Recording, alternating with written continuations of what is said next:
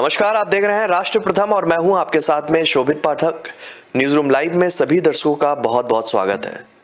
कांग्रेस अध्यक्ष चुनाव के लिए वोटिंग जारी है और दिल्ली में चिदंबरम, जयराम रमेश ने वोट भी डाल चुके हैं वो, और बेल्लारी में राहुल में हिस्सा लेंगे। कांग्रेस के राष्ट्रीय अध्यक्ष पद के लिए 24 साल बाद आज वोटिंग हो रही है और इस पद के लिए मल्लिकार्जुन खड़गे और शशि थरूर के बीच सीधा मुकाबला है। देश भर में प्रदेश कांग्रेस कमेटी ऑफिस में 9000 डेलीगेट्स वोटिंग कर रहे हैं।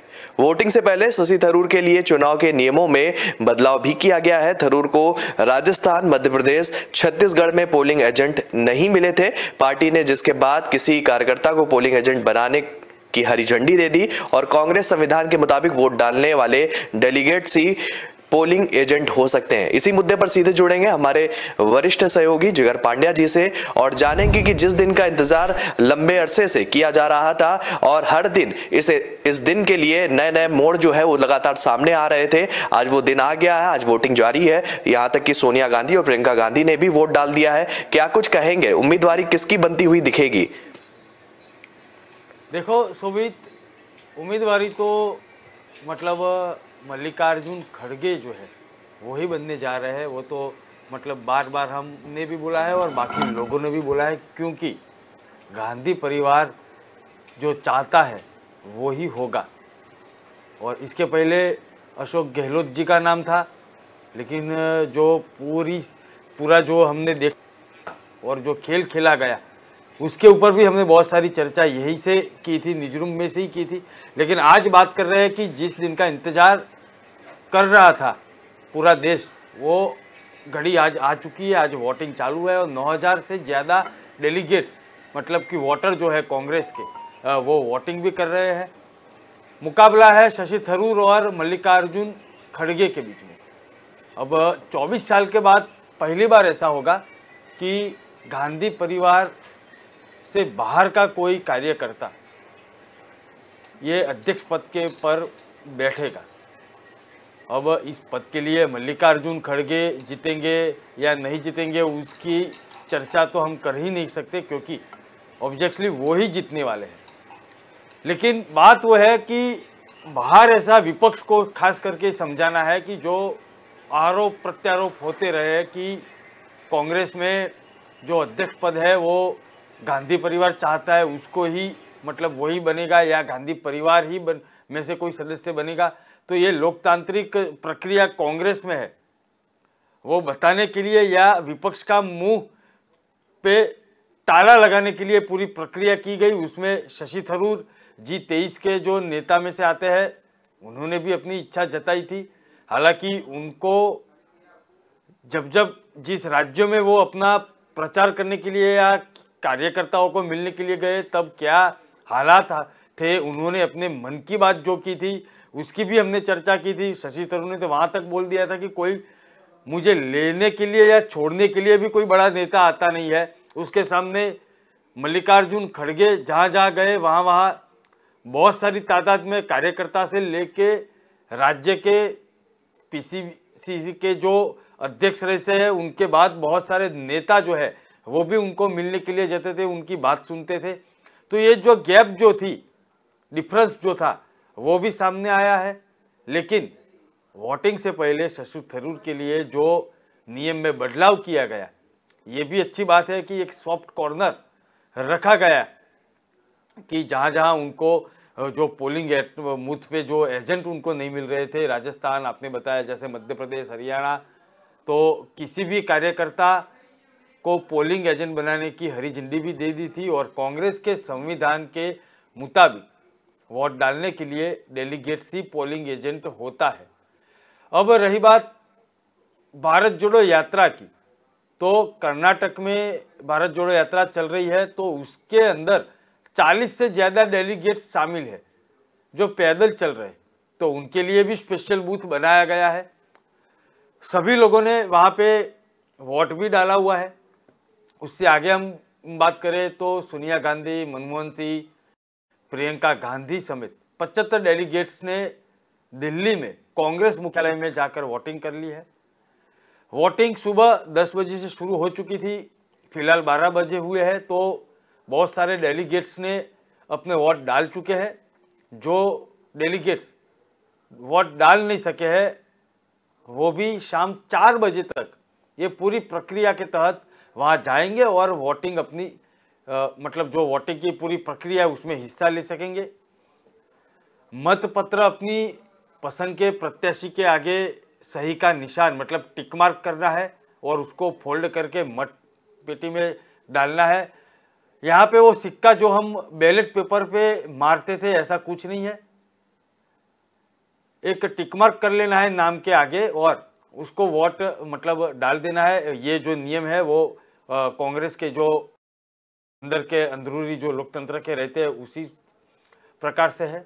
शशि थरूर की हम बात करेंगे तो कार्यकर्ता जो है उनके वोट फिलहाल तो भले हम बोल रहे हैं कि मल्लिकार्जुन खड़गे ही जीतेंगे, लेकिन उन्होंने जमीनी स्तर के कार्यकर्ता की बात बोली है। अब ये 9000 में से जो कार्यकर्ता है जमीनी स्तर के, अगर वो कांग्रेस में परिवर्तन चाहते हैं तो वो शशि थरूर को भी वोट दे सकते हैं।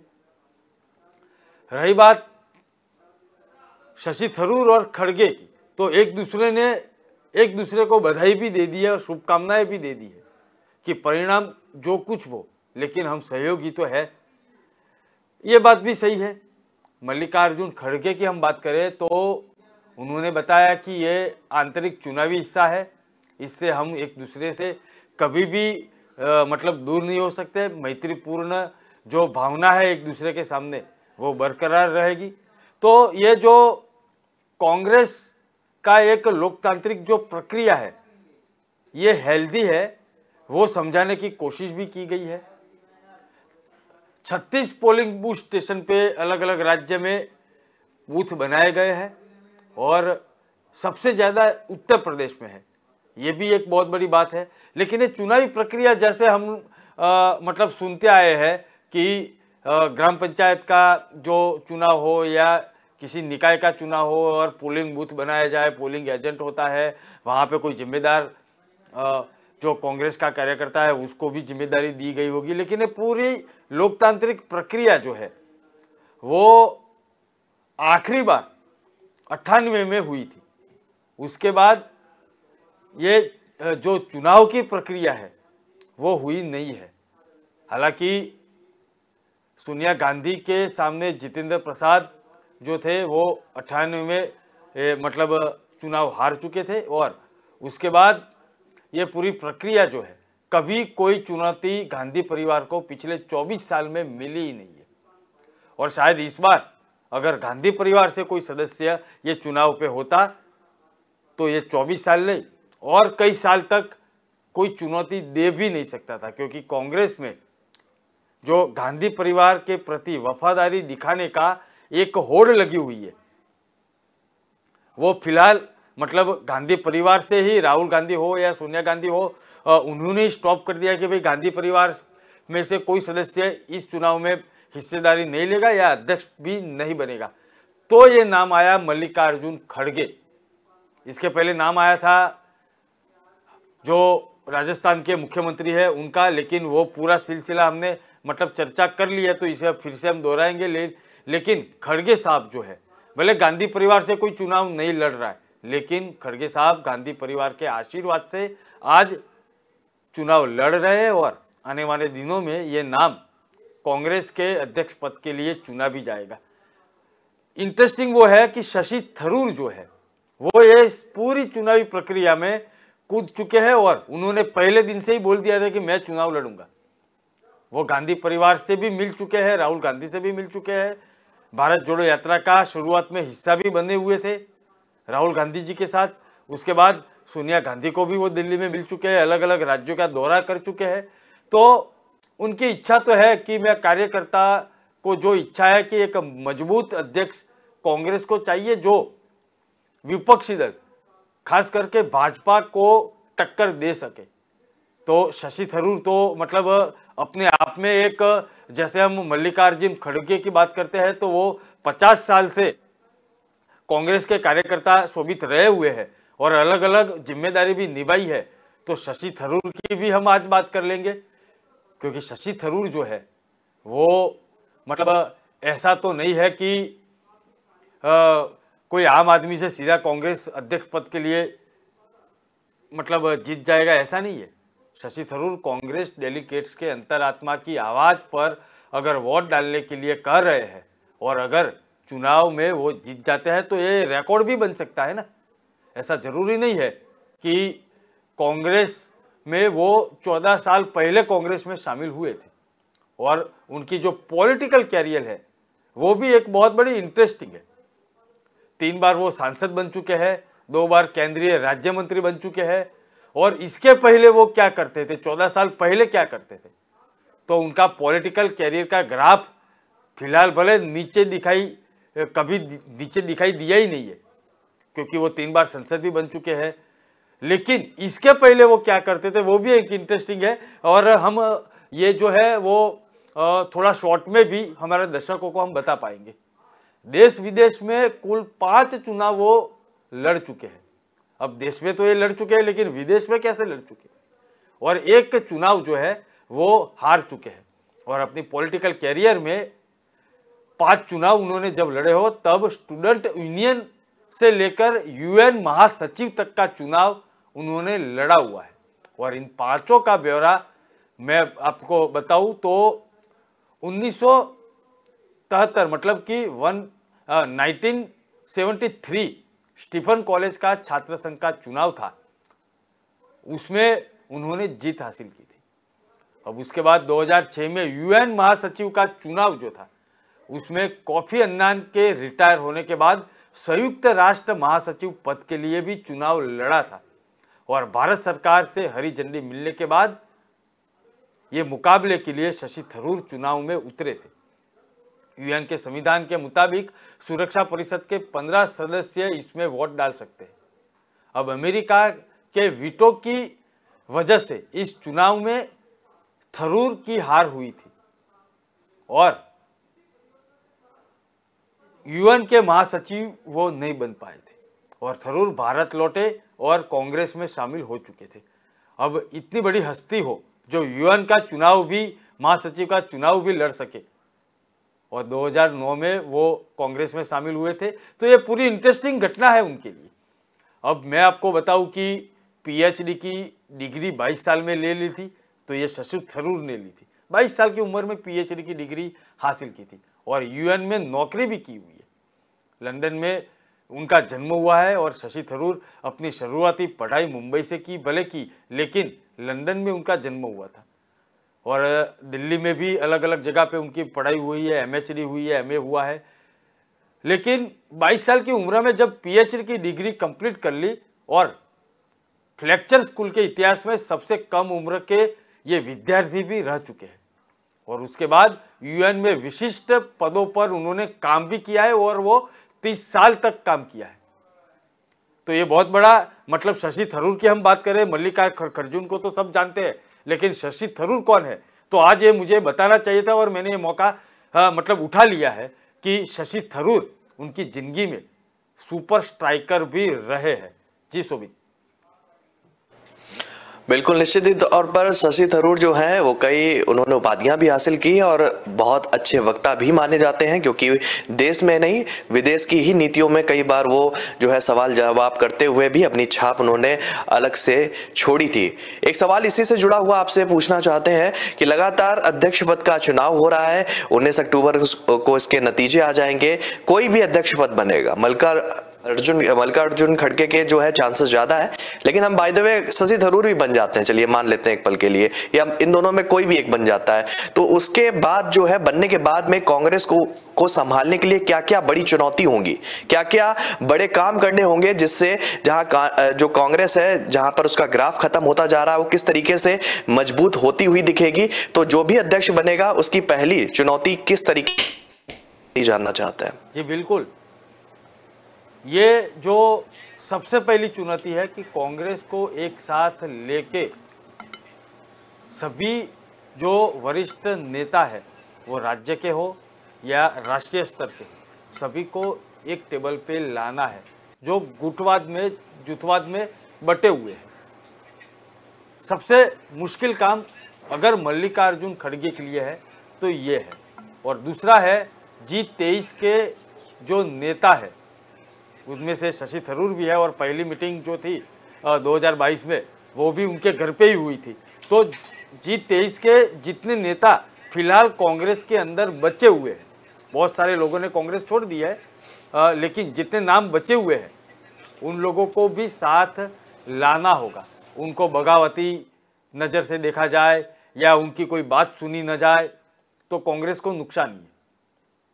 अब शशि थरूर जो है वो तो फिलहाल कांग्रेस में ही है। उसके पहले गुलाम नबी आज़ाद साहब जो है वो अपनी पार्टी बना के मतलब सक्रिय हो चुके हैं।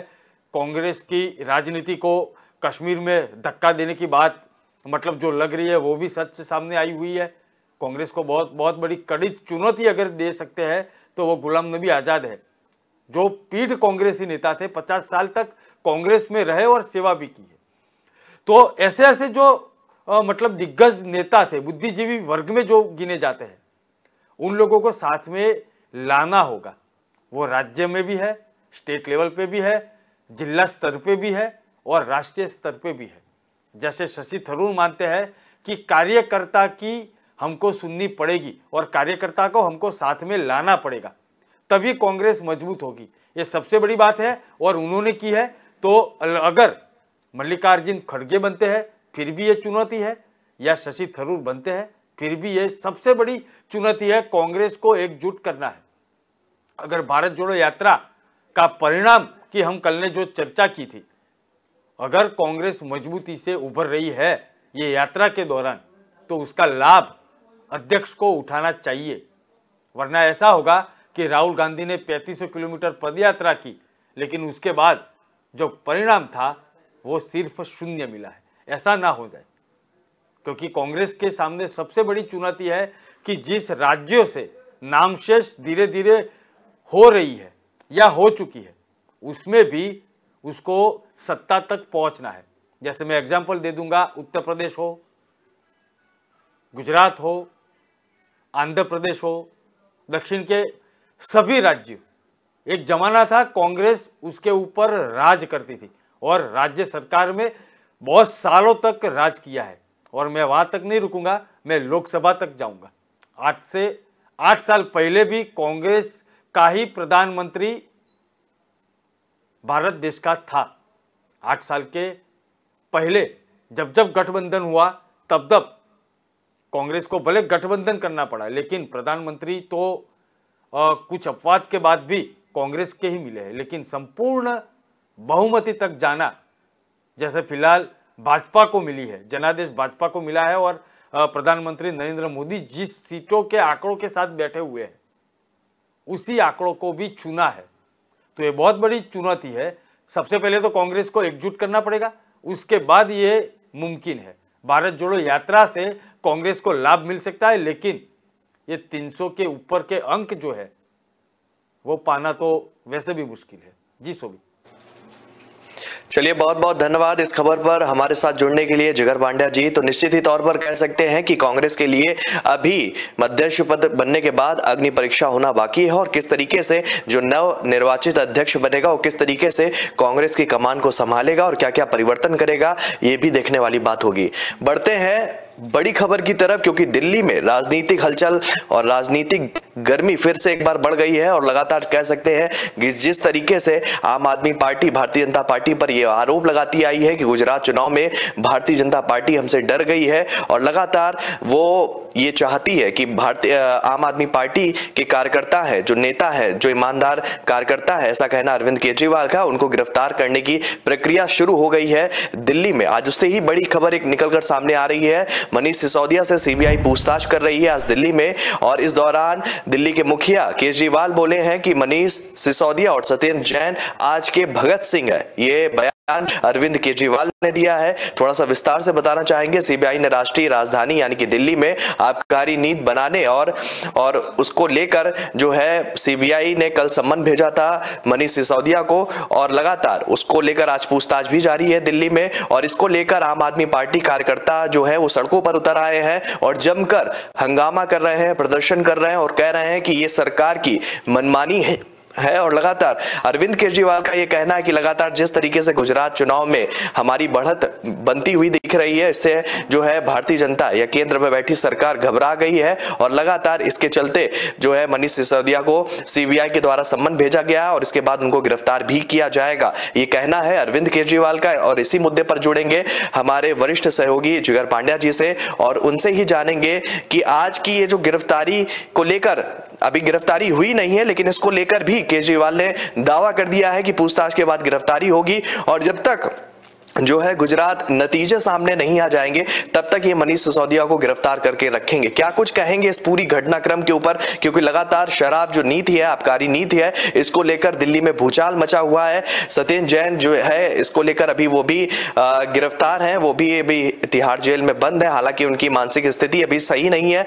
ये आम आदमी पार्टी की तरफ से कहा गया था। और इसके बाद में ये बड़ी, जबकि सीबीआई के द्वारा कुछ दिनों पहले मनीष सिसोदिया के घर पर छापेमारी की भी जो है घटना सामने आई थी और इसके बाद में बयान भी सामने आए थे उनके तरफ से, मनीष सिसोदिया की तरफ से ये साफ किया गया था कि सीबीआई ने जरूर या ईडी ने जरूर छापेमारी की है पर कुछ भी हाथ नहीं लगा, क्योंकि हम कट्टर ईमानदार हैं, हम किसी से डरते नहीं हैं, जो कुछ करना है आप जितनी बार पूछताछ के लिए बुलाओगे हम आएंगे। लेकिन जो वर्तमान सरकार है यानी कि केंद्र में बैठी जो भारतीय जनता पार्टी की सरकार है उसकी मनसा सही नहीं है, उसी के चलते ये सब ताना बाना बुना जा रहा है। क्या कुछ कहना चाहेंगे इसको लेकर?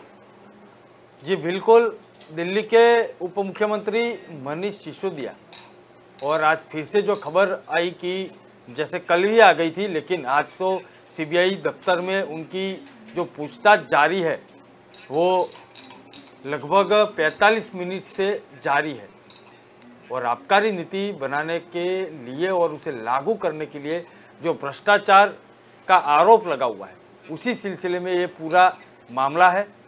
अब देखो, केजरीवाल सरकार और अरविंद केजरीवाल मुख्यमंत्री, उनकी एक मास्टरी वो है कि जब भी उनके किसी भी नेता को, किसी भी मतलब कार्यकर्ता को अगर कोई कार्यवाही कोई करता है, कोई भी राज्य सरकार हो या केंद्र सरकार हो, किसी मामले में कुछ हो या कोई सरकार का उसमें हस्तक्षेप ना हो लेकिन उनके कार्यकर्ताओं का कहीं पे विरोध हो जाए, फिर भी सीधा निशाना सत्ता पक्ष के ऊपर वो चला ही लेते हैं। अब ये मनीष सिसोदिया की बात है तो उन्होंने इमोशनल कार्ड तो खेल दिया है और आज का नहीं, बहुत दिनों से खेल लिया है। जब पहली बार ये सब पूछताछ हुई थी सीबीआई की या ईडी की, तब से लेके आज तक बहुत बार छापेमारी हुई है पूरे देश भर में, बहुत बार उनसे पूछताछ भी हुई है, ऐसा नहीं है कि ये पहली बार है। अगर उनका वो कहना है कि ईडी को या सीबीआई को कुछ नहीं मिला फिर भी हमको परेशान कर रही है, तो सरकार सत्ता स्थान में बैठी है, इतनी मूर्ख तो है नहीं कि बार बार मनीष सिसोदिया को समन्स भेज दे या सीबीआई जो मतलब जांच एजेंसी है, उनका आरोप है कि जांच एजेंसियां केंद्र सरकार के इशारों पर काम करती है। तो मैं तो सीबीआई जांच एजेंसी है उनकी भी बात कर लूँगा कि वो लोग के पास कुछ मिला ही नहीं है, पहली बार, दूसरी बार, तीसरी बार, तो ये बार बार मनीष सिसोदिया को या आम आदमी पार्टी के कोई भी नेता हो उनको कथित भ्रष्टाचार के केस के सिलसिले में क्यों बुलाते हैं? इतने गैर जिम्मेदाराना तो ये पूरा एक तंत्र है नहीं, या सरकार को भी अपनी आबरू या इज्जत की तो थोड़ी बहुत तो चिंता होगी ना, तो फिर भी मनीष सिसोदिया को समझ भेज के क्यों बुलाया जा रहा है, बाकी लोगों को क्यों बुलाया जा रहा है? अब ये तो ये सवाल का, ये क्यों का सवाल का जवाब तो सीबीआई या ईडी के प्रवक्ता दे सकते हैं, लेकिन मैं उतना समझता हूं कि सरकार, जो केंद्र सरकार हो या केंद्र सरकार के अंडर में ये सीबीआई या ईडी जो आती है, उनके जो वरिष्ठ अधिकारी होंगे उन लोगों ने तो कुछ ना कुछ सोचा होगा। क्योंकि देखो, मुझे इतनी समझ में आती है कि फिलहाल हिमाचल प्रदेश और गुजरात के चुनाव सिर पे है, तो केंद्र सरकार में अगर भारतीय जनता पार्टी बैठी हुई है तो क्यों ऐसी हिलचाल करेगी कि आम आदमी पार्टी को मौका क्यों दोगी बोलने के लिए या इमोशनल कार्ड खेलने के लिए? इसका मतलब सीधा है कि कुछ तो सीबीआई या ईडी के हाथ में लगा हुआ है और मनीष सिसोदिया से, भले वो आरोपी नहीं है या उन्होंने कुछ नहीं किया है, लेकिन कुछ तो ऐसा है कि मनीष सिसोदिया से वो जानना चाहते हैं, इसलिए उनको बुलाते होंगे। और रही बात मनीष सिसोदिया की, तो उन्होंने तो ओपन तौर पे बोला हुआ है, आज तो बहुत बड़ा जुलूस भी निकाला था। अरविंद केजरीवाल तो बोल रहे हैं कि वो भगत सिंह है आज के, तो घबरा क्यों रहे ना, वहीं पे जाके वो बोल रहे हैं कि पूरा सहयोग करूंगा। तो मैं समझता हूं कि वो वहां जाके पूरा सहयोग भी कर रहे हैं। तो इसका हंगामा खड़ा करके अगर आप नीट एंड क्लीन है तो इसका हंगामा खड़ा करने की जरूरत क्या है, कहाँ है। हम महाराष्ट्र का एक उदाहरण ले लेंगे, जो संजय राउत है, उनके ऊपर भी ईडी का शकंजा जो था पिछले 2 महीने पहले मतलब उनके मतलब गले तक पहुंच चुका था। तब तक वो हंगामा खड़े करते रहे थे कि ईडी ये है, सीबीआई ये है, जिसको जो करना है वो कर लो, ये वो। क्या हुआ? पूरी नवरात्रि भी जेल में कस्टडी में गुजारनी पड़ी।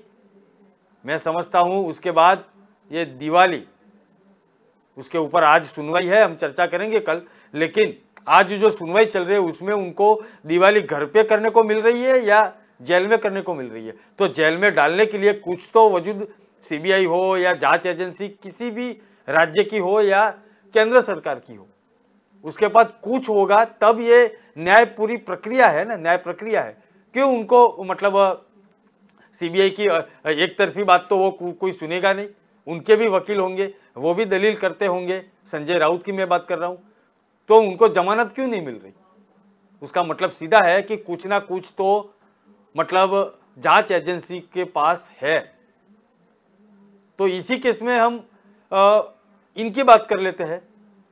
तो मैं समझता हूं कि आम आदमी पार्टी हो या अरविंद केजरीवाल जो है वो हो या कोई भी नेता हो, उनको ट्वीट, रीट्वीट, ये अपनी पंखे फड़फड़ाना बंद कर देना चाहिए और सहयोग देना चाहिए, जैसे वो बता रहे हैं।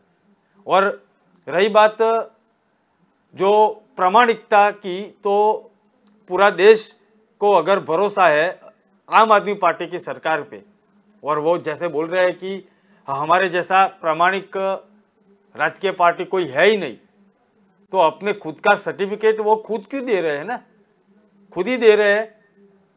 तो वो सर्टिफिकेट, भले अरविंद केजरीवाल या मनीष सिसोदिया बोले कि हमको किसी का सर्टिफिकेट की जरूरत नहीं है, हम प्रामाणिक है, लेकिन वो सर्टिफिकेट अब ईडी या सीबीआई देगी अगर कुछ घपला किया है तो। अगर घपला नहीं किया है तो ईडी भी बोलेगी कि भी ये संपूर्ण प्रामाणिक है, दूध के धोए हुए है, और उस दिन का इंतजार हम लोगों को करना चाहिए। जी शोभित। चलिए, बहुत बहुत धन्यवाद जिगर पांड्या जी तमाम खबरों पर विस्तार से बात करने के लिए हमसे। तो कह सकते हैं कि मनीष सिसोदिया ने सीबीआई को पूछताछ के लिए जब बुलाया गया था तो उसको लेकर उन्होंने ट्वीट भी किया था। उन्होंने कहा था कि मेरे घर पर 14 घंटे सीबीआई की रेड कराई गई, कुछ नहीं निकला। मेरे बैंक लॉकर को तलाशा गया, उसमें भी कुछ नहीं निकला। मेरे गाँव में इन्हें कुछ नहीं मिला। अब इन्होंने कल मुझे यानी कि आज बुलाया है और हमसे पूछताछ करेंगे, इन्हें कुछ नहीं मिलेगा और जीत हमेशा जो है वो सत्य की ही होगी। तो लगातार कह सकते हैं दिल्ली में एक बार फिर से आम आदमी पार्टी और भारतीय जनता पार्टी के बीच तकरार बढ़ती हुई दिख रही है। मनीष सिसोदिया से जो है वो सीबीआई पूछताछ कर रही है और लगातार देखेंगे इस पूछताछ के बाद में क्या नतीजे हाथ में आते हैं, क्या निकलेगा, ये भी आने वाला समय ही बताएगा। तो फिलहाल आज न्यूज रूम लाइव में आज के लिए इतना ही। कल हम फिर हाजिर होंगे नई खबरों के साथ, नए मुद्दों के साथ में। दर्शकों को बताना चाहेंगे अगर वो देश और दुनिया से जुड़ी हुई तमाम खबरों को देखना चाहते हैं तो हमारी वेबसाइट www.kalamkartav.com पर जाकर वो खबरों को देख सकते हैं। तो फिलहाल मुझे दीजिए इजाजत, तब तक के लिए नमस्कार।